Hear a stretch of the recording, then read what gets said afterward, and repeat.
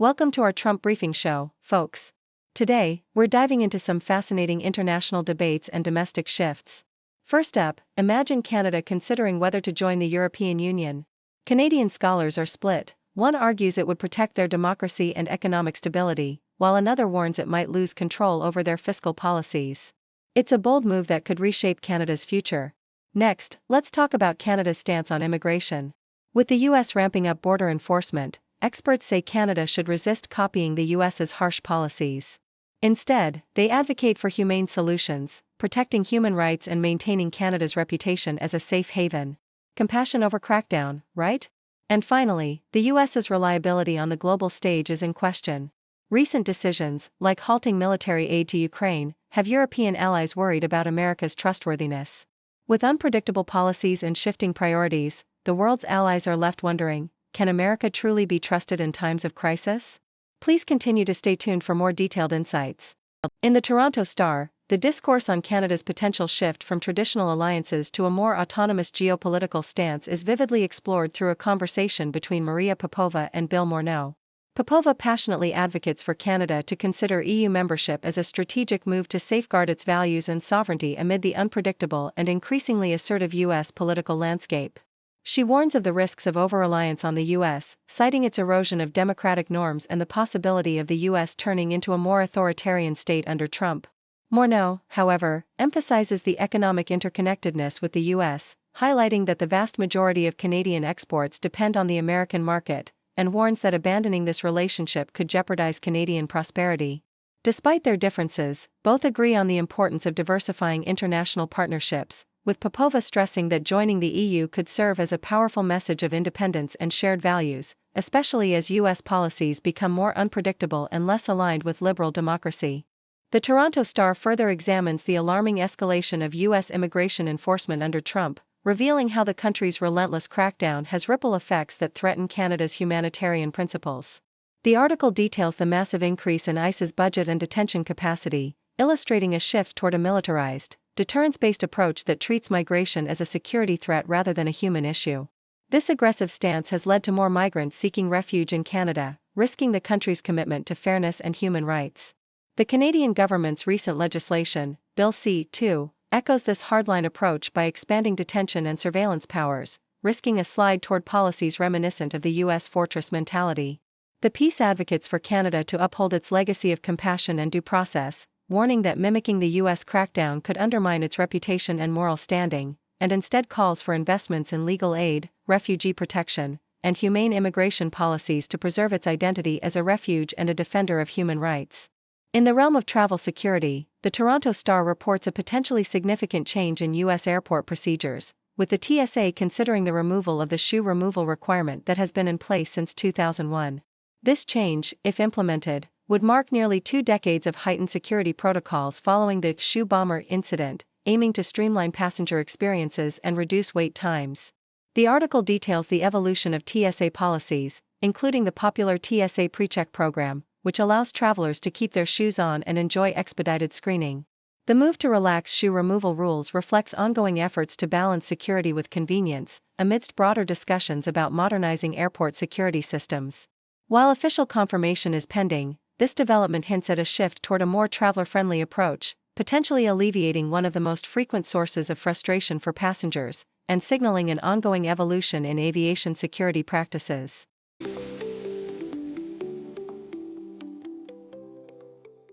The Independent vividly illustrates the cultural clash surrounding James Gunn's new Superman film, which emphasizes themes of immigration and human kindness.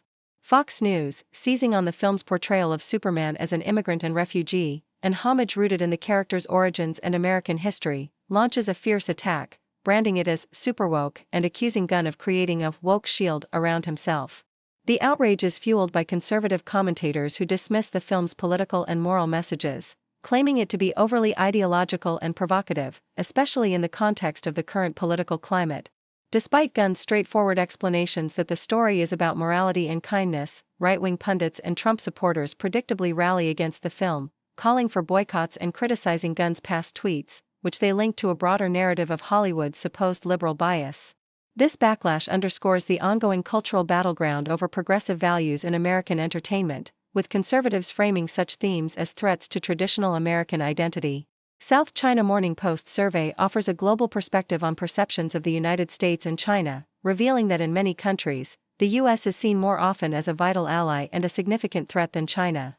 The findings show that the U.S. is considered the most important partner in 15 of 24 surveyed nations, including key allies like Japan and South Korea, while China is viewed as a top threat mainly in Australia and Japan. Interestingly, in countries like Canada, Mexico, and Brazil, respondents see the U.S. both as a threat and an ally, reflecting complex geopolitical views shaped by proximity and historical conflicts. The survey also highlights shifting perceptions over time, with Canadians increasingly viewing the U.S. as a threat, while the Indian perception of China as a threat has risen sharply. These nuanced attitudes reveal the intricate global landscape of alliances and rivalries, emphasizing that national perceptions are deeply intertwined with regional history, security concerns, and economic interests.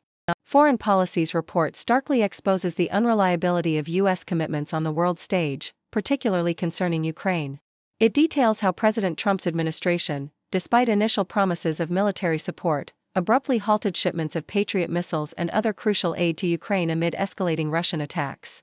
This turn of events casts doubt on the U.S.'s trustworthiness, as aid is suddenly frozen without clear explanation, and Trump's apparent ignorance of the policy shift further undermines confidence. The article underscores how this inconsistency damages America's credibility among its allies, especially within NATO, as European nations witness the U.S. backing away from its security commitments. The broader implications suggest a fundamental shift in U.S. foreign policy, where strategic partnerships are now viewed through a lens of self-interest and opportunism, with long-standing allies like Canada and Denmark questioning America's reliability. This evolving dynamic signals a troubling decline in American leadership and trustworthiness, with consequences reverberating across global security alliances and geopolitical stability.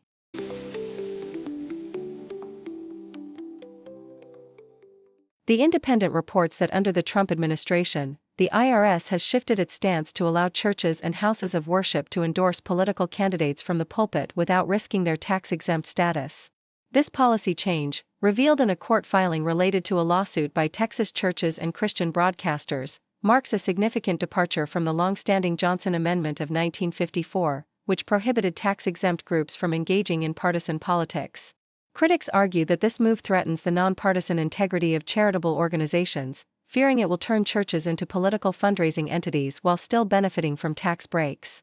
Public opinion polls show that a substantial majority of Americans across political and religious lines oppose religious institutions involving themselves in political endorsements, emphasizing concerns about the potential for increased politicization and the erosion of the separation between church and state. The Associated Press reports that the State Department has issued warnings to U.S. diplomats about attempts by foreign and domestic actors to impersonate high-ranking officials, including Secretary of State Marco Rubio, using AI-driven technology. These impersonation efforts involved AI-generated voice messages and text messages sent to foreign ministers, senators, and governors, aiming to deceive recipients into believing they were communicating with legitimate officials. Although the attempts were relatively unsophisticated and unsuccessful, officials expressed concern over the increasing sophistication of AI-enabled scams and the potential risks to national security. The FBI has also highlighted a broader pattern of malicious actors using AI to impersonate senior government figures, underscoring the growing threat posed by emerging technologies in cyber espionage and disinformation campaigns.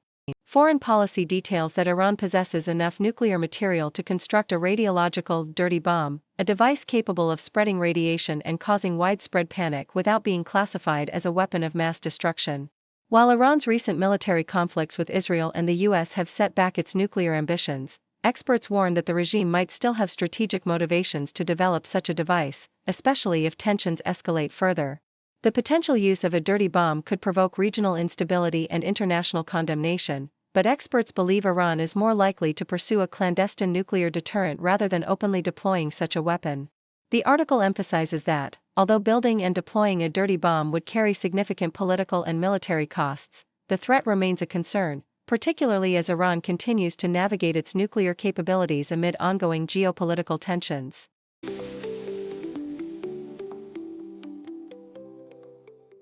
The Toronto Star vividly captures the grandeur and diplomatic finesse of President Emmanuel Macron's visit to Britain, emphasizing the elaborate pageantry that surrounds such occasions: golden carriages, military parades, and royal toasts, highlighting the enduring strength of British royal influence and soft power. Windsor Castle, a symbol of centuries of monarchy, becomes the majestic setting for the first day's ceremonies, where Macron and his wife are greeted with traditional military honors, horse-drawn carriage rides, and a state banquet, reinforcing the deep historical ties between France and Britain. This visit marks the first since 2008 for a French president, underlining its significance amid strained relations post-Brexit and migration issues, with the event serving as both a celebration of friendship and a diplomatic gesture aimed at smoothing over recent tensions. The article underscores Britain's tradition of elaborate state visits, showcasing its military precision with thousands of troops in scarlet tunics and the grandeur of royal ceremonies, which serve as a potent display of national pride and diplomatic intent. The visit's highlight includes a special nod to history through the Macron's gift of a horse to Queen Elizabeth II, symbolizing ongoing bonds. Meanwhile, the article notes the strategic use of language, with King Charles emphasizing French in speeches to reinforce the alliance, and mentions the upcoming controversial invitation extended to U.S. President Donald Trump, illustrating the nuanced and sometimes contentious nature of diplomatic gestures. Overall, the piece paints a vivid picture of how Britain's ceremonial pomp and royal diplomacy continue to serve as powerful tools in shaping international relations, blending tradition with contemporary geopolitics. Thank you for tuning in.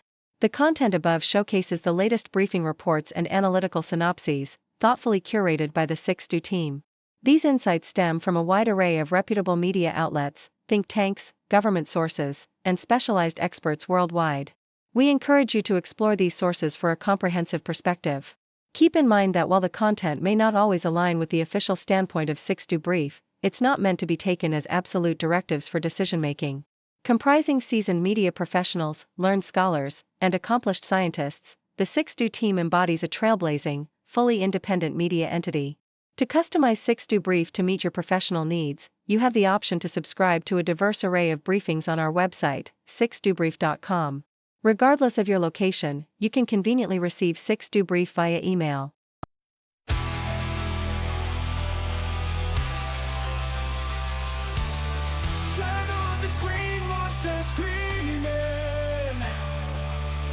Empty smiles, their words misleading.